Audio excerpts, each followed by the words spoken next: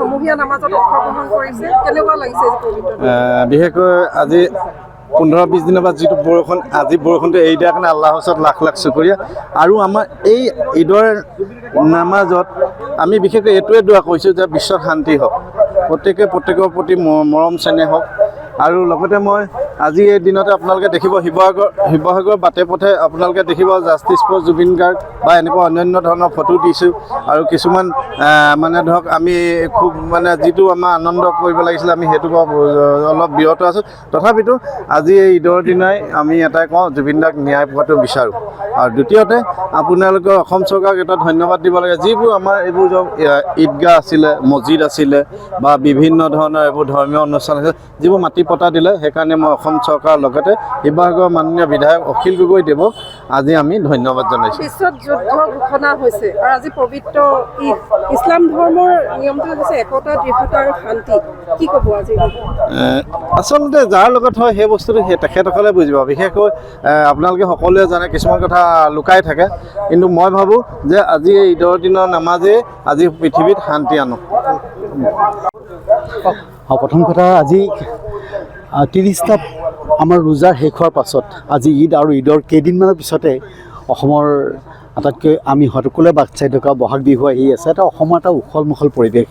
এই ঈদৰ আনন্দে শেষ হোৱাৰ আগমুহূৰ্ততে আকৌ বিহু আহি পাবহি গতিকে আজি এই ঈদগাহৰ মৈদানৰ পৰা আপোনালোক সকলোকে আপোনালোকৰ চেনেলৰ যোগেদি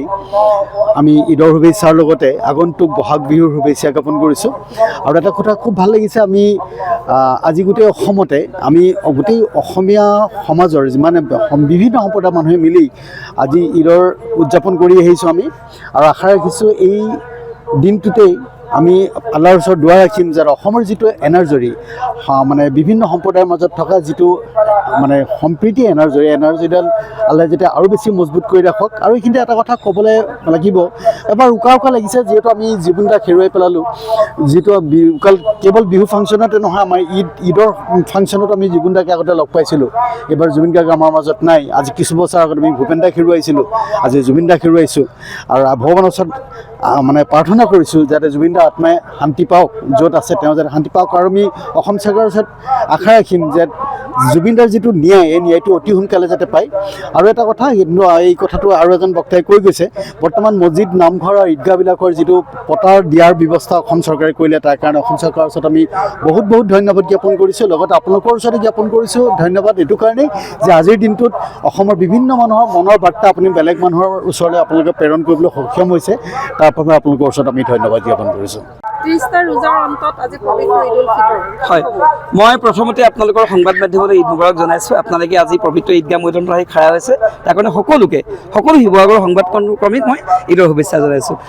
এমাহ উপবাসে থকাৰ পিছত কোটি মুছলমানে এমাহ উপবাসে থকাৰ পিছত আজি এই ক্ষণটো আহি পৰিছে এই ক্ষণটোত পবিত্ৰ ঈদৰ দিনা মই সমূহ শিৱসাগৰবাসী অসমবাসী ভাৰতবাসী তথা বিশ্বলৈ মই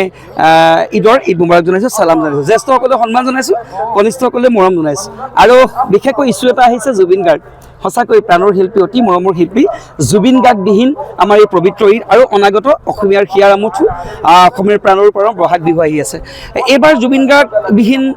অসমীয়া বহাগ বিহু কিমান আমাৰ আনন্দৰ হ'ব আমি নাজানো যিহেতু যদিও ৰাজনৈতিক বতাহ বলিছে অসমত কিন্তু মানুহৰ মনে এতিয়াও এটা ভাৱ হৈ আছে জুবিন গাৰ্গ ডাঙৰীয়াই ন্যায় পাব কেতিয়া মানুহে কিন্তু আশা এৰি দিয়া নাই সকলোৱে বিশ্বাস কৰে জুবিন গাৰ্গ ডাঙৰীয়াই এদিন নহয় এদিন ন্যায় পাব যদিও আইনী প্ৰক্ৰিয়া চলি আছে কিন্তু ক'ৰবাত কেতিয়া যেন লেহেমীয়া হৈছে আমাৰ অনুভৱ হৈছে সেইকাৰণে আজি পবিত্ৰ ঈদৰ দিনাখন কৈছোঁ সকলো ভালে থাকক আৰু মধ্যপ্ৰাচ্যত দেশত যি বিভীষিকাৰ সৃষ্টি হৈছে যি যুদ্ধ হৈছে আজি পবিত্ৰ ঈদৰ দুৱাৰ যাতে এইবিলাক নাশ কৰক আৰু জুবিন গাৰ্গৰ ন্যায়টো আমি ঈদৰ এই মৈদানৰ পৰা আমি বিচাৰিছোঁ ধন্যবাদ